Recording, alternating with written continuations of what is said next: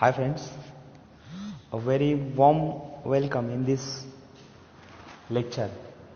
After the Diwali vacation, today we are going to learn the next syllabus. You have so much curiosity about what we will learn in this lecture. But my dear friend, still today we are going to discussing what is the atmosphere going on of our out situation or outer situation. My dear friends, still today we are fighting against the COVID-19. In this situation, the state government has declared if you want to take the school or colleges, so you will start that college or that school. But in this situation, it is very difficult if we want to start once again our colleges or our schools. It means what? My dear friends, repeatedly I am telling you, look at Diwali vacation संपलेला आहे आणि दिवाळी वेकेशनच्या नंतरून आपण पुन्हा एकदा आपल्या अभ्यासक्रमाकडे वळत आहोत. परंतु वळत असताना विद्यार्थी मित्र हो, थोडीशी आपल्याला बाहेरची चालू असलेली परिस्थितीची जाण करून घ्यायचं आहे. कारण कोविड-19चा जो काही काळ आहे तो काळ अजून संपलेला नाही आहे आणि या कालावधीमध्ये आपण कॉलेजला जाणं कितपत योग्य आहे वगैरे वगैरे याच्यावरती बऱ्याच गोष्टी बाहेर समाज माध्यमाच्या दृष्टिकोनातनं चालू आहेत. मी तुम्हाला 11वीच्या ऑनलाईन मीटिंगमध्ये सांगितलेलं आहे की बाबा किती योग्य प्रमाणामध्ये कॉलेजेस चालू आहेत किंवा किती रिस्पॉन्सिबिलिटी आपली आहे बाहेर जाऊन शिकणं याचा अर्थ. तर विद्यार्थी मित्र हो, आज आपण पहिलं लेक्चर दिवाळी वेकेशनच्या नंतरून स्टार्ट करणार आहेत आणि हा लेक्चर किंवा हे लेक्चर स्टार्ट करत असताना मनामध्ये एक द्विधा मनस्थिती आहे की बाबा नेमकं कोणत्या पद्धतीचं टीचिंग पुन्हा एकदा आपण सुरुवात करणार आहोत. इट विल बी ऑफलाईन और इट विल बी ऑनलाईन और will be both of them. हे ऑफलाईन असू शकेल किंवा ऑनलाईन असू शकेल किंवा दोन्ही असू शकेल. कारण की जे राज्य सरकार आहे ते राज्य सरकार आपल्यावरती रिस्पॉन्सिबिलिटी टाकलेलं आहे. तुम्हालाही माहीत आहे की तुमची जबाबदारी घेऊन तुम्ही स्वतः शिकायचं असेल तर शिका. परंतु हे सगळं करत असताना आपण जो काही अभ्यासक्रम आहे तो अभ्यासक्रमापासून थोडंसं बाहेर पडलेलं किंवा लांब गेलेलं आहे असं मला वाटायला लागलेलं आहे. पुन्हा एकदा मी तुम्हाला त्या अभ्यासक्रमाच्या दृष्टिकोनातून त्या अप्रोचकडे मी आणण्याचा प्रयत्न करतो. विद्यार्थी मित्र हो, जो काही आपलं रुटीन असतं, जे काही जीवन जगण्याचा डेली क्रम असतो, तो डेली क्रम जीवन जगत असताना आपल्याला अशाच पद्धतीच्या अनेक समस्यांना सामोरं जावं लागतं, अनेक पद्धतीच्या संकटांना सामोरं जावं लागतं. हे आपण चेरी ट्री ही जी काही कविता आहे त्या कविता शिकत असताना बघितलेलं होतं. The situation has a different but if you want to live a good life or to better a life, so you have to fight against the coming situations or the came situations. आलेल्या परिस्थितीला तुम्हाला तोंड देऊन तर जगावं लागणारच आहे. आणि याचं मूर्तिमंत उदाहरण म्हणजे आता असलेला कोविड-19चं जे काही पिरियड आहे, या पिरियडमध्ये बाहेर अनेक प्रिकॉशन्स घेऊन आपल्याला जगायचे आहेत, अनेक पद्धतीच्या संकटांना सामोरं जगावं लागतं.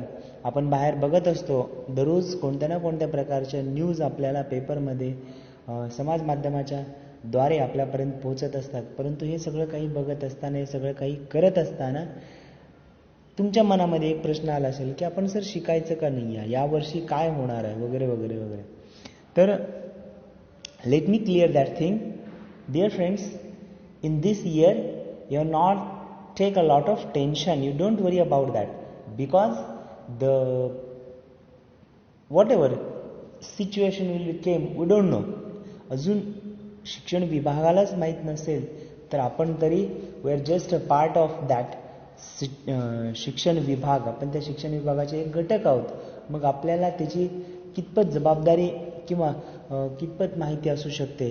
म्हणून मी तुम्हाला या ठिकाणी सांगू इच्छितो की तुम्ही जे काही पाठीमागचे जे काही सिलेबस झालेला आहे तो सिलेबस तुमच्या वहीमध्ये लिहून काढा. तो सिलेबस अप टू डेट ठेवा. बिकॉज लवकरच एक 15-20 दिवसाच्या कालावधीमध्ये आपण कॉलेजमध्ये भेटणार आहोत किंवा जे काही असेल ते असेल. जेव्हा तुम्हाला बोलवलं जाईल त्यावेळेला तुम्ही कॉलेजला यायचं आहे आणि कॉलेजला आल्यानंतर त्या नोटबुक तुमच्या चेक केल्या जातील. कारण की बरेच विद्यार्थी कोणत्याही प्रकारच्या नोटबुक क्लिअर करताना आम्हाला दिसत नाहीत. आता तुम्हाला वाटत असेल की सर तुम्ही व्हिडिओच्या माध्यमातून सांगता आणि आम्ही मग कशा पद्धतीनं ते कंप्लीट करायचं वगैरे वगैरे. परंतु जे काही सांगितलं गेलेलं आहे ते तरी तुमच्या नोटबुकमध्ये कंपल्सरी पाहिजे म्हणजे पाहिजेच, मस्ट बी. आणि मग ते सगळं गोष्ट करत असताना आपल्याला एक लक्षात ठेवायचं आहे की थोडक्या कालावधीमध्ये आपण या संकटातनं बाहेर पडणार आहोत आणि मग आपण पुन्हा एकदा आपलं जे काही रेग्युलर कॉलेज आहे त्या कॉलेजमध्ये आपण स्टार्ट करणार आहोत. हे सगळं करत असताना मला परफेक्ट आठवतं दिवाळी वेकेशनच्या बिफोर चेरी ट्री नावाची कविता आपण बघितलेलं होतं. आणि आपण माझ्या मताप्रमाणे एक्सपान्शन ऑफ आयडियाज हा एक ग्रामरचा भाग आहे विद्यार्थी मित्र. एक्सपान्शन ऑफ आयडियाज याचा अर्थ एक आयडिया, एक कन्सेप्ट तुम्हाला दिली गेलेली असते, ती कन्सेप्ट तुम्हाला पूर्ण करायची असते. आता पूर्ण करायची असते म्हणजे कसं पूर्ण करायची असते तर 10वीच्या अभ्यासक्रमापर्यंत किंवा 8वी-9वीच्या अभ्यासक्रमामध्ये तुम्ही एक भाग होता, तुम्हाला एक भाग होता अभ्यासाला की गोष्ट अर्धवट दिली तर ती गोष्ट काल्पनिकरित्या तुम्हाला पूर्ण करायला ते सांगायचे. ॲक्च्युली त्याच प्लॅटफॉर्मवरती आपल्याला expansion of ideas he concept दिलेला आहे. It has a 4 marks. It have a 4 marks. जवळजवळ 4 मार्क त्याला तिथं आहेत आणि मग हे 4 मार्कासाठी तुम्हाला ते एक्सपान्शन ऑफ आयडियाज लिहायचं आहे. तुमचं कल्पना विस्तार आपण म्हणतो. अर्धवट गोष्टी दिलेली असती आणि तुमच्या दृष्टिकोनातनं त्या गोष्टीचा एंड, त्या गोष्टीचा शेवट काय असू शकेल हे तुम्ही कंप्लीट करायचे. आणि या ठिकाणी आपण ते यावर्षी बघणार आहोत. एक्सपान्शन ऑफ आयडियाज असेल, ब्लॉग रायटिंग असेल, त्याच्यानंतर ईमेल रायटिंग असेल. ईमेल रायटिंग तुम्हाला सर्वांना माहीत आहे, स्मार्टफोनवरती तुम्ही ईमेल एकमेकांना पाठवता, परंतु पाठवलेले ईमेल कसं कंडक्ट करायचे, त्याच्यामध्ये सब्जेक्ट काय असेल, त्याच्यानंतर त्याचं रिसिपियंट काय असेल, त्याचा ॲड्रेस काय असेल. ईमेलला आपण योग्य ॲड्रेस नाही दिलं तर योग्य व्यक्तीपर्यंत ईमेल पोहोचू शकत नाही आहे. Like a same letter writing सारखंच आहे ते. म्हणून वेगवेगळ्या प्रकारचे गोष्ट आपल्याला या ठिकाणी आहे. सगळ्यात महत्त्वाचं आहे हिस्ट्री ऑफ ड्रामा, जे काही आहे म्हणजे नाटकाचा इतिहास, नाटकांचा इतिहासच म्हणू शकतो आपण त्याला. नाटकांचा इतिहास ही एक गोष्ट तुम्हाला यावर्षी अभ्यासाला आहे. हे सगळं करत असताना आपण व्यवस्थित एक एक घटक बघत जाणार आहोत. म्हणून मी तुम्हाला म्हणतो जे काही सांगितलेलं आहे त्या गोष्टी तुमच्या वहीमध्ये व्यवस्थित उतरवून ठेवा. बाकीचं आपण पुढच्या तासाला बघूयात. तोपर्यंत थांबूयात. धन्यवाद.